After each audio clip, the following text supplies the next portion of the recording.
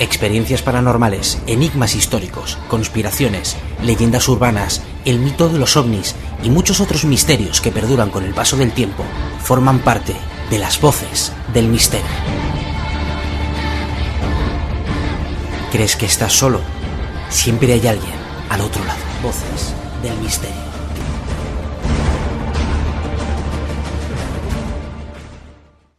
Hoy tenemos una gran entrevista, un gran invitado, Pablo Villarrubia. Lo vamos a entrevistar en el espacio Los Gigantes Extraterrestres de Voronezh. Pablo Villarrubia es licenciado y doctor en Ciencias de la Información, es periodista, escritor y colaborador en el programa de misterio Cuarto Milenio.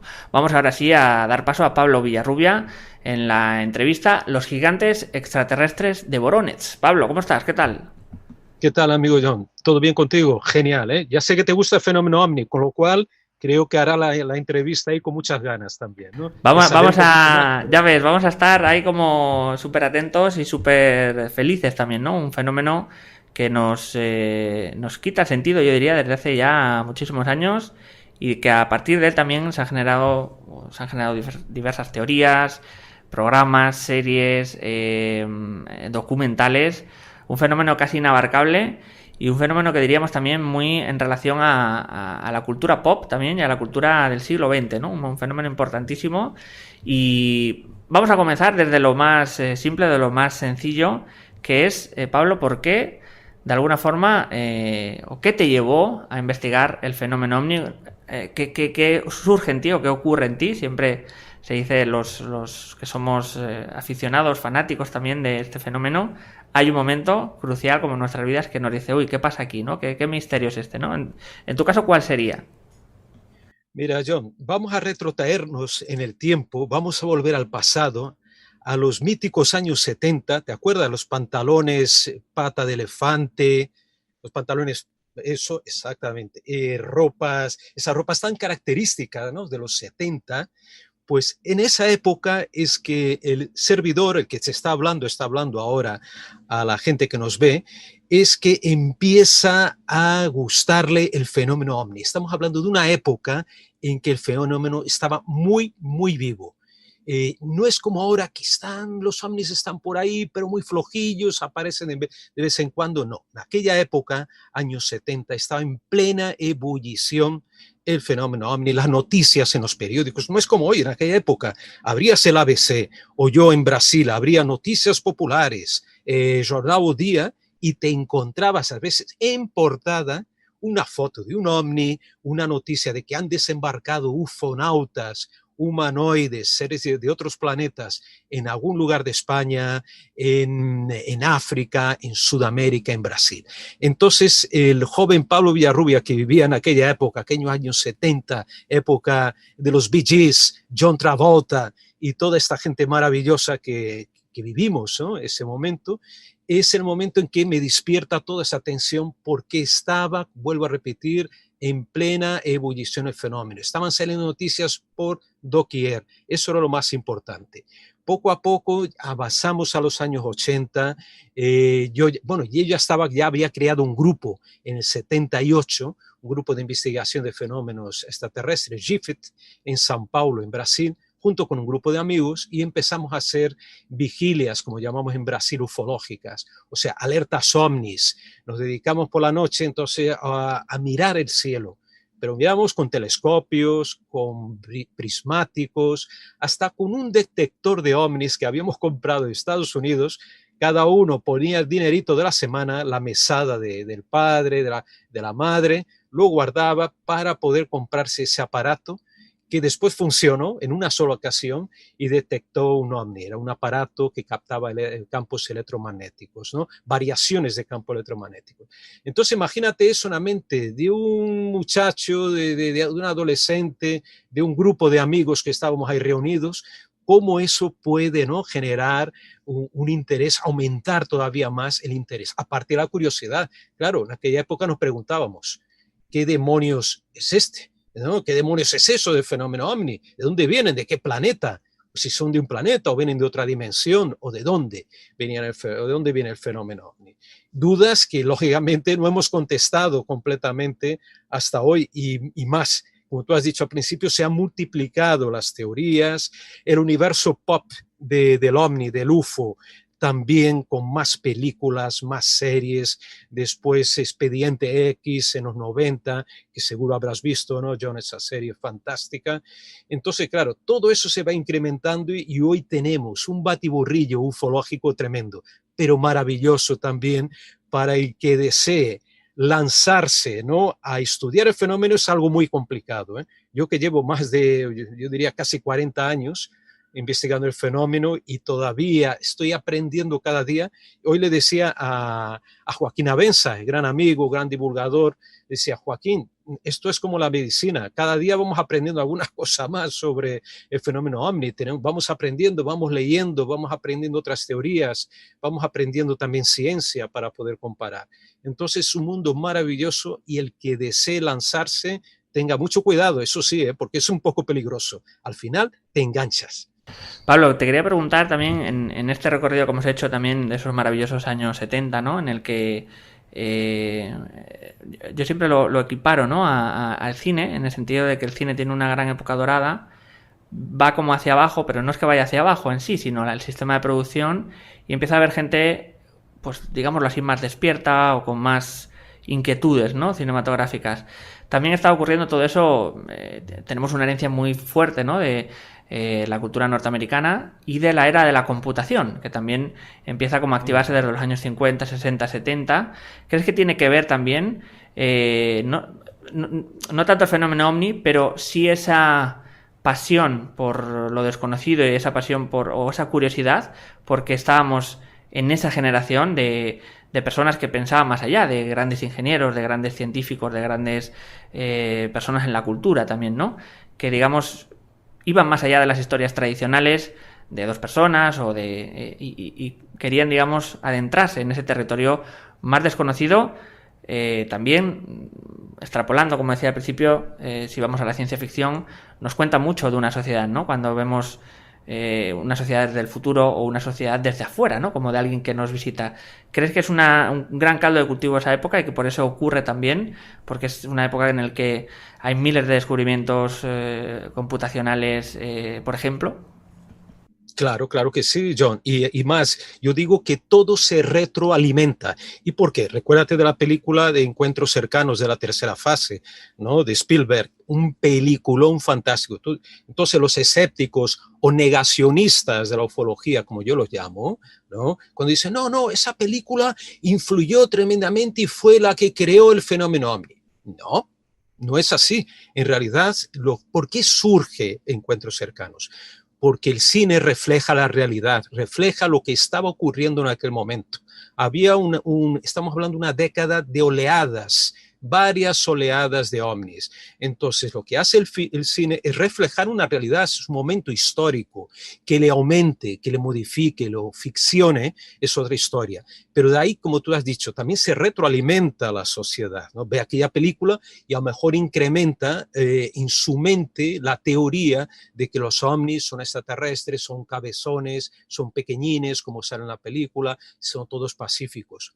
No sé si será bien así, porque yo mismo he investigado a lo largo de años casos de ovnis agresivos en que muchas personas, no digo muchas, algunas personas murieron en Brasil, en África, incluso aquí en España, supuestamente por el fenómeno OVNI. Entonces, pero digo, es un fenómeno muy complejo, no todos son de paz y amor, flower power como los 60, los 70, ¿no? Y ni todos también son malos, ¿no? Son demonios como Independence Day, como una película, ¿no? Vienen aquí a lanzarnos rayos, a acabar con la especie humana y invasiones de ese tipo, ¿no? Entonces, por eso vuelvo a repetir, fenómeno muy complejo, muy complicado, pero fascinante. Y si te gusta el cine, bueno, ya tenemos ahí un montón de películas para ver, para interpretar y para poder estudiar, investigar el fenómeno desde el punto de vista psicosocial, ¿no? Pablo, en cuanto no solo, bueno, a cualquier tipo de contacto, espectador, recordar, hay diferentes tipos de contacto extraterrestre, pero lo que es en sí el fenómeno, ¿por qué crees también que aumenta, como decías, esas oleadas o hay más avistamientos? En un principio parecía como que los gobiernos intentaban un poco más enmascararlo, pero evidentemente debido a esta oleada hay fenómenos que se le escapan, porque no pueden estar en miles de sitios a la vez en la Tierra. ¿Por qué crees que también suceden tantos avistamientos y por qué crees también que sucede esta cosa de la cultura popular que es el extender la historia? Me explico, el que parece que han visto algo pero luego se demuestra de que no, o sea, esa cosa donde se funde, ¿no?, la realidad y la leyenda, un poco la leyenda urbana de muchos avistamientos. ¿Qué ocurre también en esa época, 70s, 80s, que hay tantísimo y que también se configura y a la vez hay mucho ruido, ¿no?, en cuanto a fenómenos? Fíjate que también ese tema de que estuve hablando hace un ratito con Joaquín Abenza y también con Enrique Chazarra, otro gran amigo y también colaborador de nosotros, y preguntamos, Pablo, ¿y por qué no aparece? Mira, buena pregunta, Joaquín, pero yo tengo la respuesta. Y Joaquín, estupefacto, me pregunta, pero ¿cómo tú tienes respuesta, Pablo? Pero ¿cómo? Cuéntame, porque eso es muy difícil explicar. Dije, mira, muy fácil, Joaquín. Estos tipos, estos tíos que vienen del espacio o donde vengan, o de dentro de la Tierra, otra dimensión, se han cansado de nosotros. Han dicho que somos unos pedazos idiotas, que los seres humanos son unos gilipuertas y que nos estamos matando entre nosotros. Tenemos presidentes que son subnormales, ¿no?, en todo el mundo, es distribuido por todo el planeta, ¿no? Una raza que no se entiende entre sí. Y le dije, Joaquín, ahí tenemos la respuesta, ¿vale? Que esté ironizando la cuestión, ¿no? La verdad, John, es que no sabemos por qué demonios estos tipos aparecían en las portadas de periódicos, como te digo, y realmente aparecían de verdad. Vamos a ver que sí que había confusiones. Mucha gente ha confundido el planeta Venus o han tenido alucinaciones, lo que sea. Pero otros casos, como los que he investigado, yo llevo ya, no sé, más de 30 años, creo, 30 y tantos años como periodista investigando eso. He entrevistado cientos, si no más de 1000 y tantas personas que han estado cerca del fenómeno OVNI. He desvelado mentiras como la muerte, un secuestro de Rivalino Mafra en Brasil por ovnis en 62. Acabo descubriendo junto con un amigo, Suenaga, que era toda una farsa, era un asesinato para robar un diamante a un pobre campesino y lo encubren con una historia de abducción. Entonces sí que sabemos que hay temas que son, digamos, manipulados, que hay gente que se confunde, pero en el fondo hay muchos y muchos casos inexplicables. ¿Y cómo explicar la oleada del 54? Imposible explicar. Aquello ocurrió en todo el planeta, en Francia, especialmente en Brasil e Italia, un montón de ovnis fotografiados, vistos humanoides. Histeria colectiva hasta cierto punto. Yo no creo una histeria colectiva total, o sea, que generalizada. Eso es muy difícil que ocurra. Ocurre de forma localizada, puntual. Pero es muy difícil una histeria de esas características como la oleada del 54. Y los 70 y 80, otro tanto.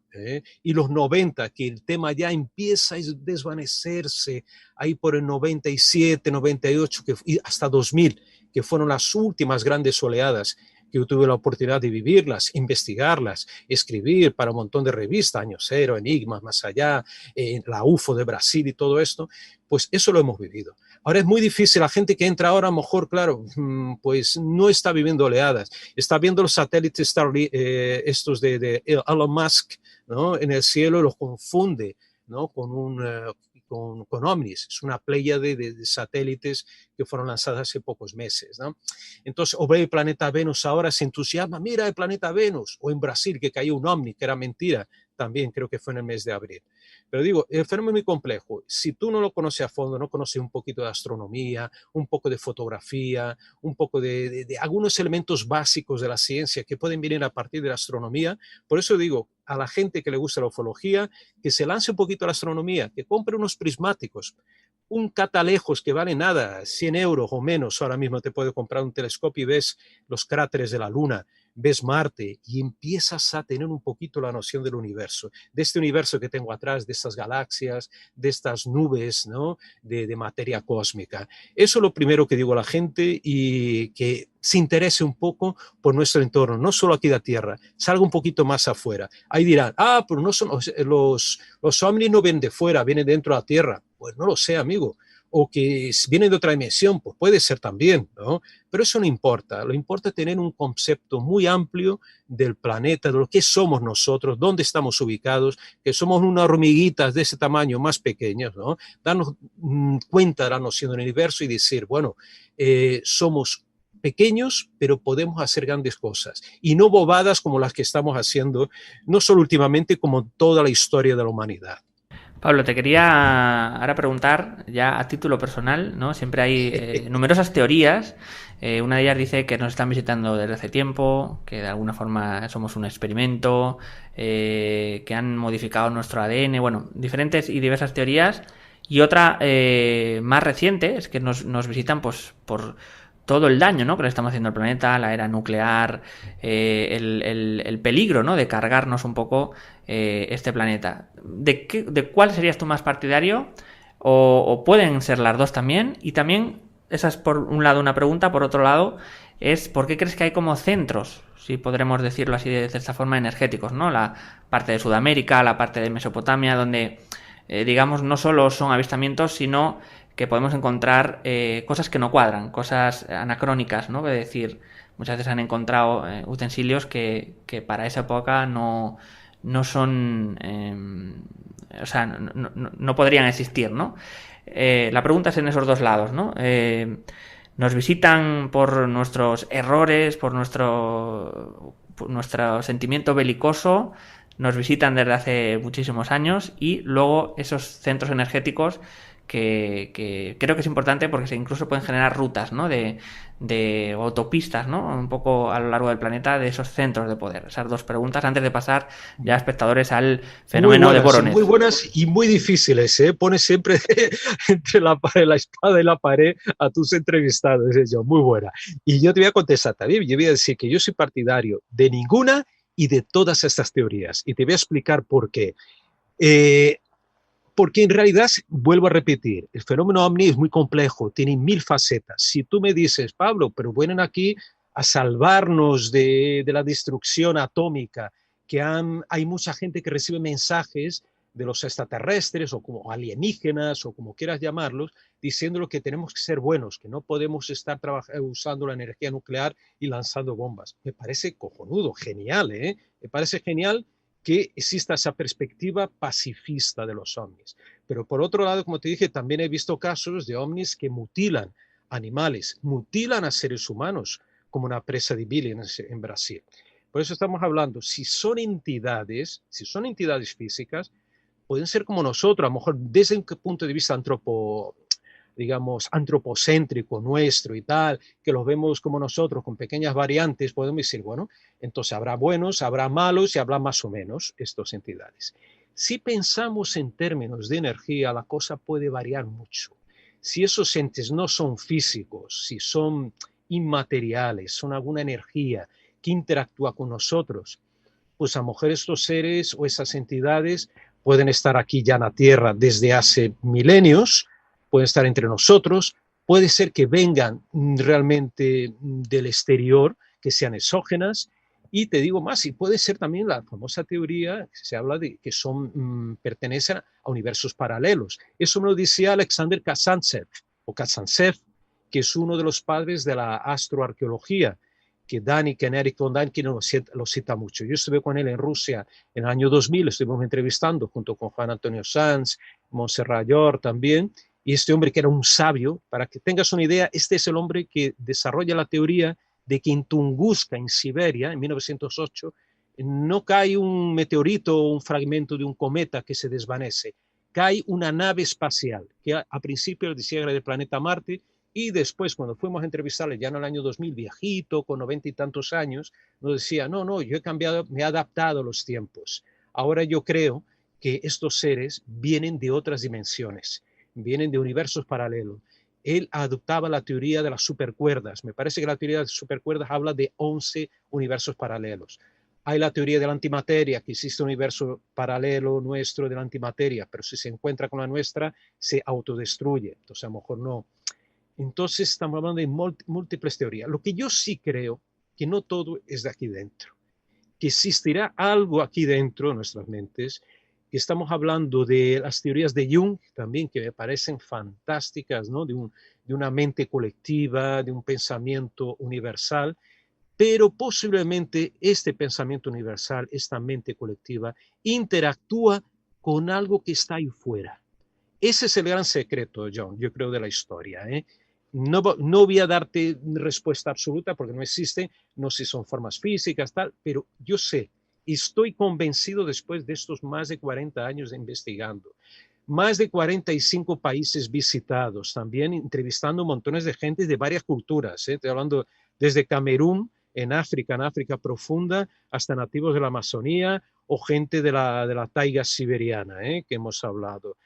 Lo que yo me percato en todo ese tiempo, y digamos, no por sabiduría, sino por cabezonería, por insistencia, por tanto tiempo de estar ahí dando vueltas por el planeta, hablando con personas, es de que hay un fenómeno externo. Eso no cabe duda, no tengo ninguna duda. La cuestión es saber cómo eso interactúa y por qué interactúa de tantas y múltiples maneras. Cómo nos engañan también muchas veces mentalmente. Ese es el gran secreto, John. Vamos a ir con el fenómeno en sí, del que hablamos en el título, esa zona de Voronezh, creo que en el sureste de Moscú, ¿verdad? A 500 kilómetros aproximadamente. ¿Qué ocurre en esa fecha, ¿no? De septiembre, creo recordar, en Voronezh, ¿no? También ha habido como mucha bibliografía, ha habido muchos artículos, ¿no?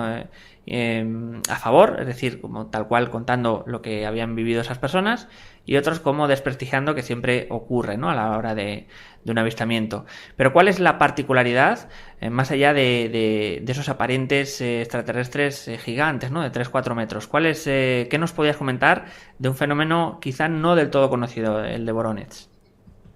John, ahora me hace retrotraer a los 80, amigo. Estamos hablando ya de Duran Duran, de Madonna, de todos esos grandes grupos de música que bueno, que yo creo que a mucha gente le gusta. Estamos hablando del año 87, estamos hablando de septiembre, el 27 de septiembre del 89. ¿Y dónde estaba Servidor en esa fecha? Pues el amigo aquí estaba en la redacción de un periódico llamado City News, Jornal da Cidade, en São Paulo, Brasil. Y yo ya era reportero, ya era periodista en aquella época y llevaba incluso una columna llamada Vida Alternativa en que hablaba de 1000 temas, desde salud hasta ovnis.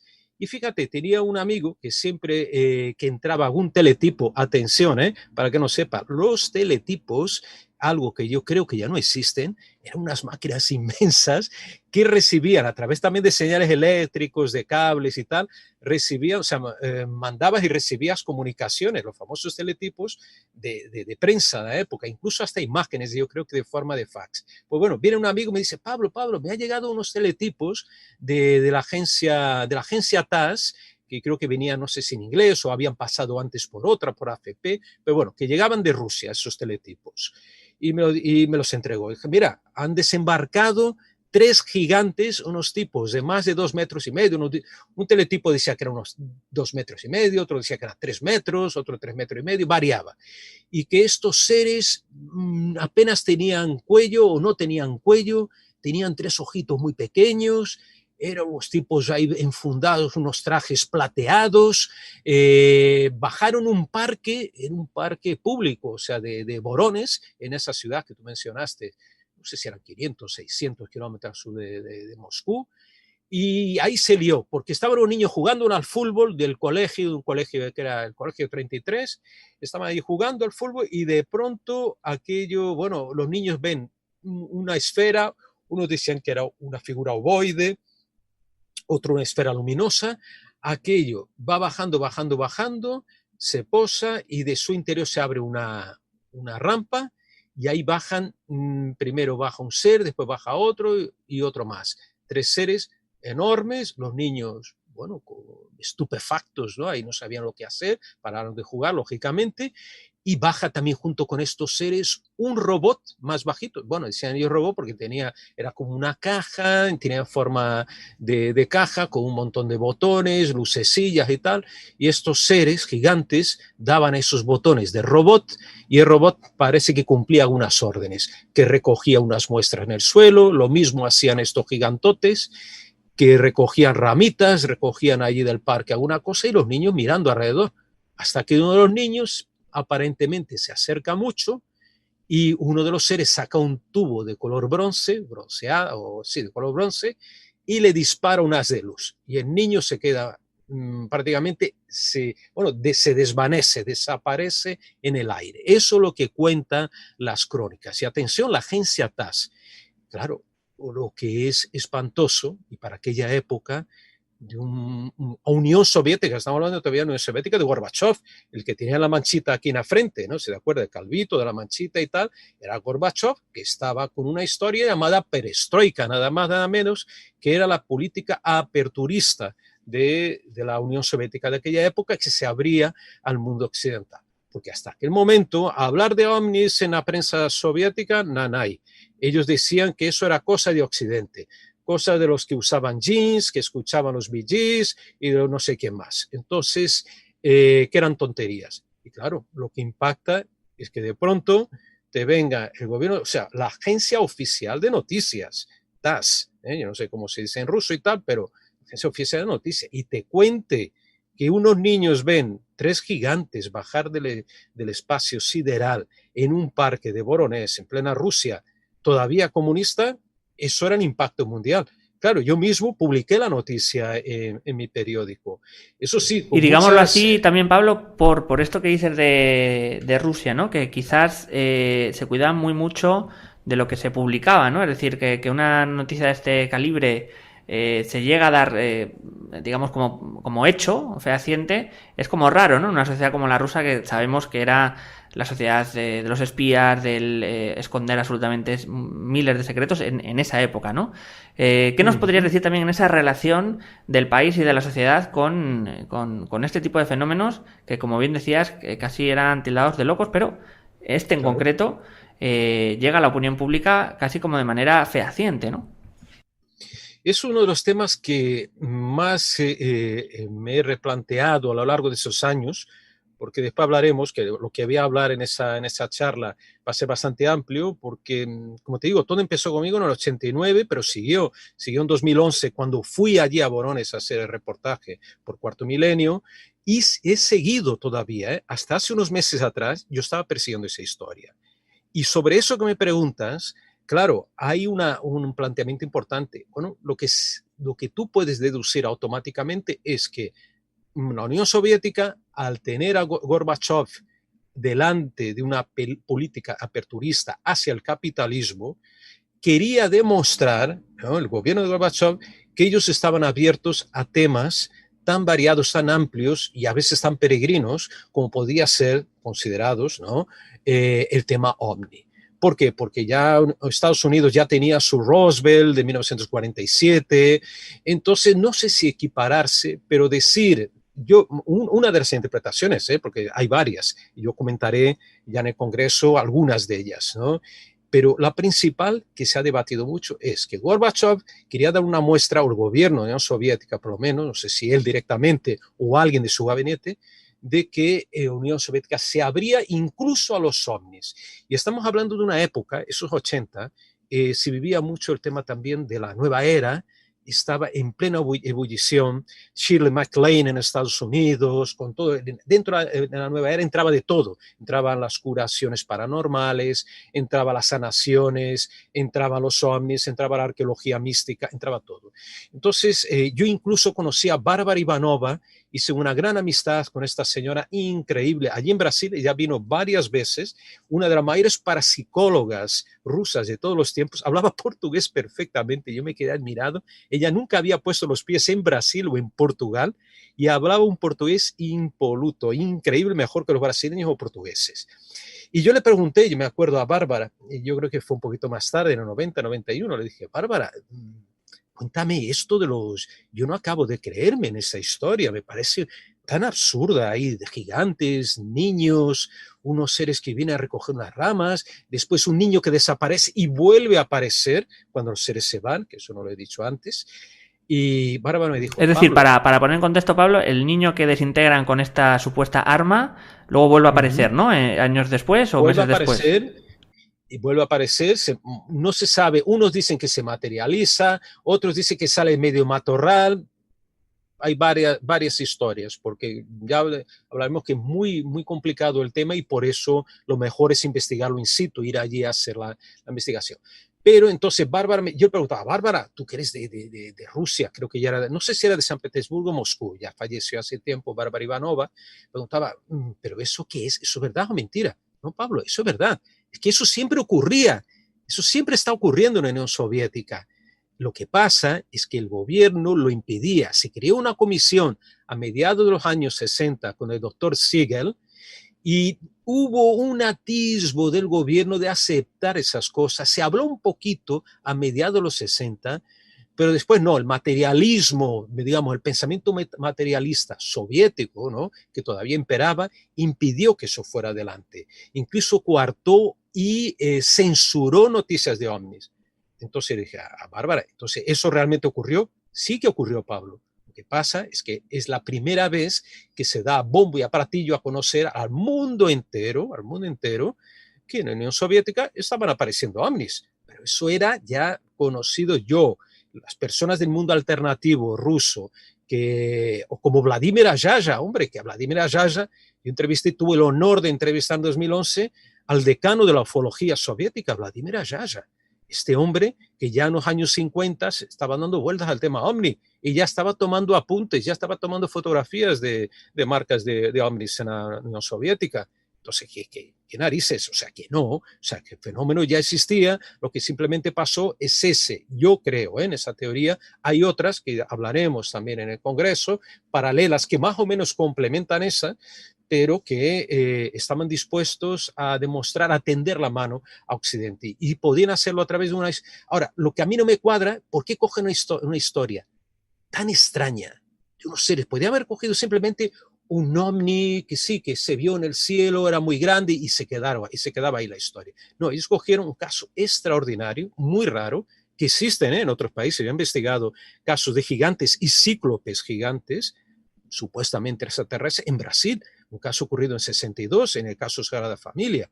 Un caso tremendo. Hablé con los niños, bueno, ahora ya adultos, y me confirmaban la historia. Esta gente pasados 50 años, sin mover un ápice, una coma de la historia original que contaba. Entonces vamos a ver, algo pasó, fue instrumentalizado seguramente por el gobierno soviético y paró ahí. De hecho, tampoco se habló mucho después del tema, pero se hablaron de otros casos en paralelo que iban ocurriendo, ¿no? Surales, iban apareciendo también ovnis y humanoides. Ojo, no fue solo varones. Lo que la gente piensa, bueno, como ese caso fue más sonado. Y atención, aquí en España, yo digo que el caso Borones es el caso ruso más español de toda la historia de la ufología. Es curioso, porque la primera agencia de noticias extranjera que va a entrevistar a los niños en Borones es la agencia F de noticias. Atención, de Miguel Vaz, que yo tuve el honor de entrevistarlo en Moscú en 2011. La primera televisión internacional que va a entrevistar a los niños es Televisión Española. Atención. Después, digamos que había esa gran repercusión, ¿no?, de los medios, ¿no? Muchísima. Te quería preguntar, porque me ha surgido esa inquietud en el hecho de los contactos, ¿no?, con extraterrestres. Creo que se crea un gran shock de comunidad, me explico. No solo en los niños, sino en sus familias. ¿Tuviste oportunidad de hacer entrevistas o de recoger relatos de todo ese grupo humano? Porque normalmente cuanto más fehacientes parecen los fenómenos ovnis, es a cuantas más personas también afectan, ¿no? Muchas veces hay relatos de una persona o de dos personas que igual no pueden ser tan contrastados como si lo ven o lo sienten, ¿no?, todos esos familiares. ¿Qué te encontraste en este caso alrededor de esas familias o de esas personas cercanas a esos niños, ¿no? ¿Cómo lo vivieron? fíjate, pues he entrevistado al padre de una de las niñas y he entrevistado a la hija a través de teléfono, que fue Juan Antonio, que se puso, lo grabamos eso en el programa Cuarto Milenio, mientras él hablaba con la niña. Hablamos con una señora que salía del edificio de los niños que vio en ese día el ovni también. Y más importante, John, de todo esto, es que tuve la oportunidad de entrevistar a los principales científicos como Kiselyev, Stanislav Kademsky, por ejemplo, que el físico que llevaba todas las investigaciones de las muestras de suelo. No daré resultados aquí, ya hablaremos eso en una conferencia. Fyodor Kiselyev, el biólogo de la comisión de científicos, por teléfono y por mail, porque estaba muy, muy enfermo. Jendrik Silanov, una bestialidad este hombre, un super genio que también perteneció a esa comisión, me hizo revelaciones, después más tarde incluso por email, tremendas sobre lo que había pasado allí. En realidad, este hombre es el que descubre el sitio de aterrizaje usando las típicas varillas radiestésicas, Silanov. Entonces tuvimos una visión bastante completa, por eso te digo, la investigación de campo es fundamental. Y sí, yo pensaba, fíjate que yo iba, John, te lo confieso, tal como me llegaron las informaciones en aquella época, en el 89, a la redacción del City News, yo veía tantas contradicciones en los teletipos. Uno decía, no, apareció una piedra gris. Otro decía, no, apareció una piedra rosa. Apareció una piedra, vaya, el extraterrestre era 2,5 metros. El otro decía, no, era 4 metros. Dije, mira, esto es un cachondeo, no puede ser. Yo iba en plan muy negativo con esa historia. Pero claro, llego allí, empiezo a hablar con los científicos. El científico, no, esto no es de la Tierra. El otro me dice, no, mira, la niña, la chica que entrevistamos por teléfono, no, el niño realmente desapareció y volvió a aparecer. Sí, digamos que se crean unas anomalías como que nos hacen creer, por lo pronto, de que haya ocurrido por lo menos algo, ¿no? Ha ocurrido algo vibracional o energético o alguna alteración, ¿no? del espacio-tiempo, como se relata muchas veces en los contactos con ovnis, ¿no? Exacto. Y ese parque también tiene algunas cosas raras porque las vivió y no estoy autorizado a hablarlo aquí porque eso ocurrió con mi buen amigo Juan Antonio Sanz. Tuvo una experiencia muy extraña y no estamos hablando de Sanz es una persona, no es místico, es una persona muy materialista. Y yo fui testigo de lo que vivió Juan Antonio el día que fuimos a grabar en Borones. Vivió una experiencia que le dejó muy, muy mal. Eso te puedo garantizar. Y hasta me preocupé porque pensé, vamos a tener que interrumpir nuestro viaje, que está planeado para más de 20 días, porque Juan Antonio no está bien después de lo que pasó aquí en el Parque Borones. Entonces, si eso ocurre con una persona tan, digamos, cientificista, tan materialista, entre comillas, también, Juan Antonio, yo no sé qué decirte, John. Y eso lo vivimos allí. Después hablar con las personas que estuvieron allí, que investigaron aquello, pues yo tengo que admitir ya por A más B que algo ocurrió realmente en aquel parque. Si eran gigantes realmente procedentes de otro planeta, no lo sé. Si eran de dentro de la Tierra, tampoco lo sé. Si eran proyecciones holográficas del más allá, de la quinta dimensión, de la 11ª dimensión, tampoco lo sé. Yo te puedo decir, John, como periodista, investigador del fenómeno hace más de 40 años y 33 como periodista profesional, que allí algo ocurrió y ya está. ¿Que sigo investigando? Sigo investigando porque me interesa sumamente. Retomé el tema hace poco tiempo. Javier Sierra, por ejemplo, hizo un documental fantástico para televisión hace poco tiempo. Tuvo la desgracia de que no encontró a aquellos científicos de aquella época que había entrevistado en 2011 porque la mayoría murieron. Y de hecho yo estuve verificando hace poco, intenté volver a ponerme en contacto con ellos, no hubo forma. No sé, a lo mejor los correos ya no sirven, pero no conseguí contactar y Silanov falleció. Eso te puedo confirmar, que Silanov fue el gran maestro de la ufología y también de las investigaciones de Borones. Ese falleció hace tiempo, ¿no? Digamos, pero Pablo, sí, antes que nada, sí que había, por así decirlo, rastros radiactivos o rastros de que el terreno se había alterado de forma no natural. ¿Había ese tipo de pruebas, imagino? No te lo puedo contar, eso lo contaré en el Congreso. Ese es el gran secreto que estoy investigando. Y no solo eso, John. He descubierto, mira, voy a dejar a la gente con ganas. con esto de la cuarentena, yo, claro, como todos nos encerramos, yo empecé, como te dije, a escribir y a intentar localizar más gente. Y contacté con varios grupos de la antigua Unión Soviética, incluso fuera, hasta de Bielorrusia, y me pasaron información que yo desconocía. Y una de las cosas que descubrí es un reportero muy importante que yo no había conseguido contactar en aquel momento, en 2011, para reportaje de televisión.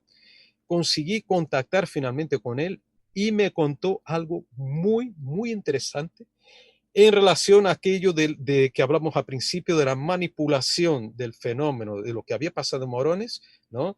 En pro del gobierno, ¿no? Digamos, de ese aperturismo o presunto aperturismo hacia Occidente. Encontré una clave importante y esa la voy a contar por primera vez en el Congreso. Eso no lo he sacado todavía, esa historia. Entonces, por eso te digo, esto es terrible, la ufología. Inabarcable, terrible inabarcable.